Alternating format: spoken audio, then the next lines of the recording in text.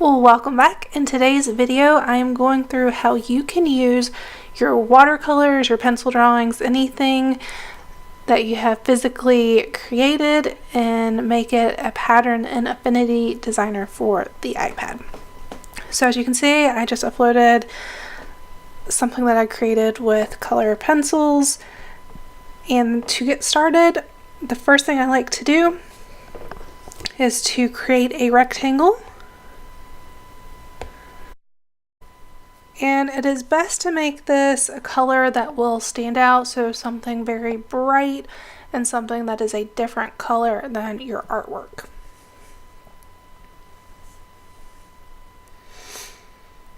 And now you want to go into layers and then just move this below your art. Switching over to the pixel persona, grabbing the eraser. And you can type in a set size if you already know what you want. Or you can just slide at the bottom. I like to go through and just erase what I know that I don't have to be too worried about details on. So anything that's pretty far out away from your design. And then go in and start working closer and closer.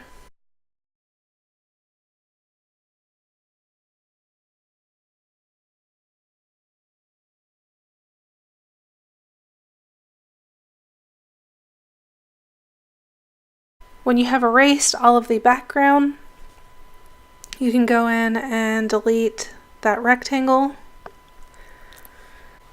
and then export your artwork. And make sure to do it as a PNG, that way you have your transparent background. Click OK, save it. I've already saved mine. And then start a new document. Switching mine to pixels. I'll do 2000 by 2000.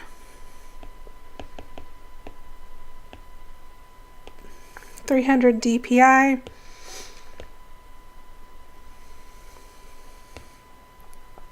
Click OK. And one thing I forgot to mention earlier, if you're using your own artwork, if it is at all possible, try to scan your artwork as opposed to taking a photo with your phone.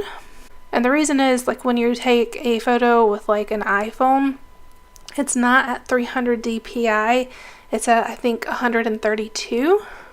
So in order to get to 300 DPI, you're going to have to change the DPI and decrease your image size if you want it to work. But obviously if you scan it, you can scan at 300 DPI or higher. So once you are in your document, click the document button, which is the one that looks like a piece of paper with 3 dots. Place image. Import from cloud, and then just click on the document. Decrease the size.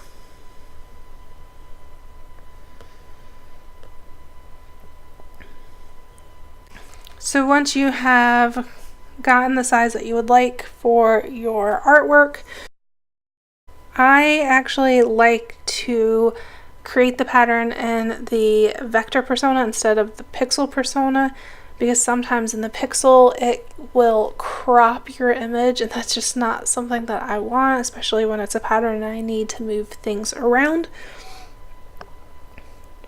So I'm just going to move this to the top corner. Hold down with one finger, copy, paste, go to transform panel, and then in position on Y, go to plus 2000, and then select both of them, copy, paste, transform X, plus 2000,